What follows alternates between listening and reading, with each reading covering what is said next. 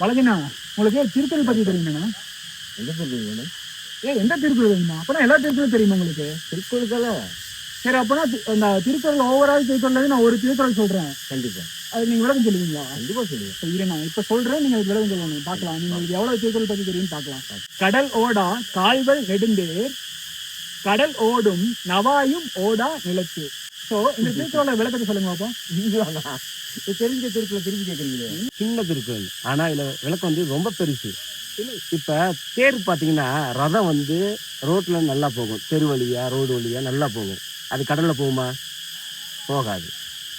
கடல்ல பெரிய பெரிய கப்பல் போகுது, அது வந்து தரையில ஓடுமா? ஓடாது. அதுதான் இதோட அர்த்தம், சின்ன ஒரு விளக்கம்.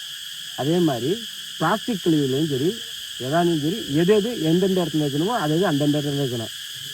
உங்களுக்கு புரியுதா?